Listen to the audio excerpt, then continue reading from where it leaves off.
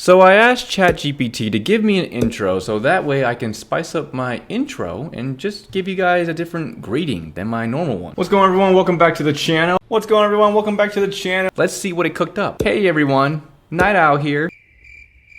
It's giving... Hello, Zuko here.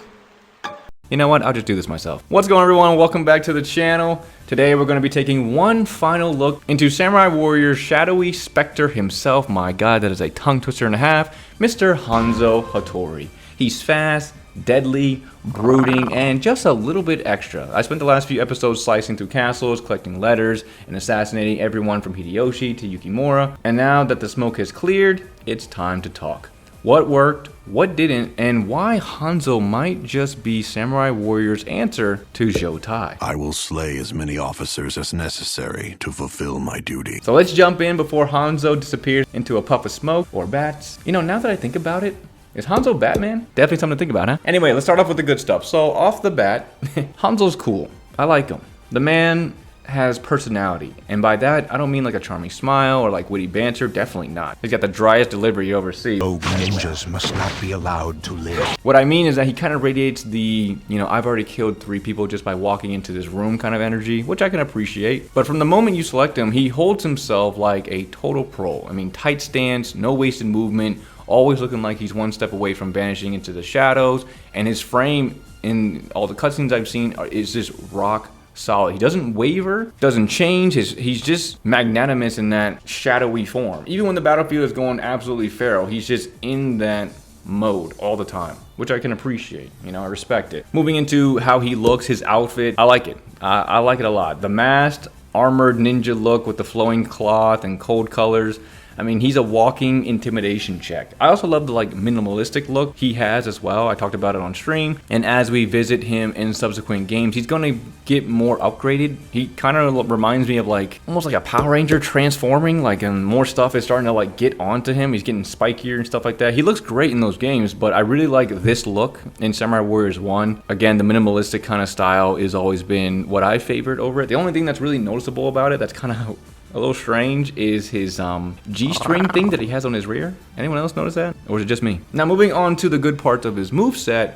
His moveset is really slick. He's got high mobility, strong attack speed, and his movement flow is pretty smooth once you get used to him. He's also got the little ninja hop as well, which is really cool, which allows him to take advantage of certain areas. And for me, honestly, it's one of the cooler movements from the earlier Musou titles, because nobody in Dynasty Warriors has an ability like that, except for like Dynasty Warriors 8 when they finally give him like the dash and stuff. But by then, I'm pretty sure Samurai Warriors did that too and all that stuff, but you know, it's fine. But yeah, I really enjoyed the ninja hop as well because it also allowed me to reposition myself, escape danger if I needed to, jump over people. It just made me feel like I was always in control, so I really enjoyed that extra aspect that he had with the ninja jump. His kit itself at max level is pretty good. Early on, I wasn't really feeling it, especially his C3. You know, he jumps up in the air, does a little puff of smoke thing, comes down. But at max level with the fire element, it's actually a really nice charge attack. His C4 is okay. It's nothing too crazy. You know, the AI just kind of walks back into you, can clip them off, pretty fun. And his C2 is probably my favorite out of it to use. I love the knock up, knock down, AoE splash when they fall down. Do not mind that at all. And his Muso is nice with the fire element as it has decent AoE. And overall, his moveset, I would say towards the end at the max level, is pretty good. It's not too bad. Moving into his cutscenes and his story. Now, if it was a steak, I'd say it's well done, but I guess that's meaning that it's not that great. No, but for real, for the most part, I liked Hanzo's story. And the scenes are tense, minimalistic, and theatrical in a good way. It's not just a guy with a sword, it's a guy on a mission. Every cutscene, he feels like he's like a boss encounter from a different genre. I love him just like teleporting in, the scuffles with different characters, or the random fodder he chops up, whatever it may be. And then the way that his missions build up to the final duel with Yukimura on both sides.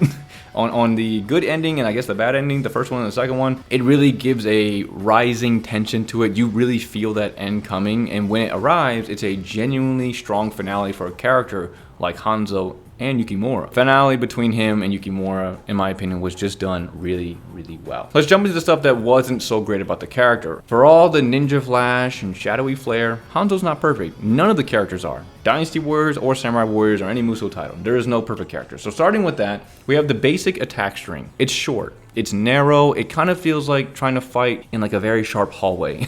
He's very fast, but he's so fast that unless you're lined up just right, It's incredibly easy to get offline, and any enemy with a wide arc or longer reach, especially with the pole arms and the spears, you can just get clipped mid-combo, and it just doesn't feel that great, especially if they muso you or whatever it may be. When you get offline with them and they hit, it's just not that fun. His range is also a real limitation. I mean, it makes sense. He's an assassin. He's not a general.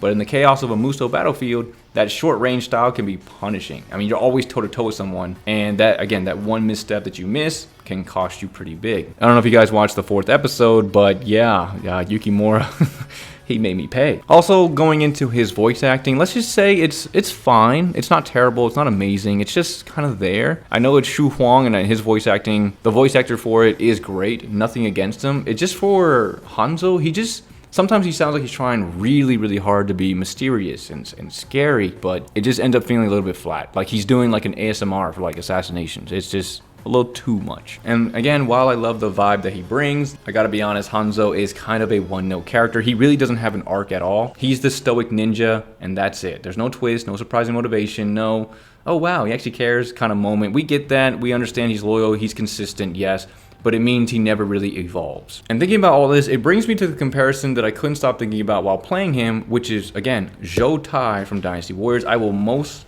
likely be putting them together for a 1v1 duel. Both of these guys are quiet, deadly, loyal warriors who wear dark outfits, speak maybe like 4 times a game, and somehow carry entire squads without breaking a sweat. Zhou Tai's Muso is flashier, his swordplay feels much heavier, and he's got that epic battle-scarred protector vibe versus Hanzo being a more surgical, fast, clean, precise, death in motion kind of person.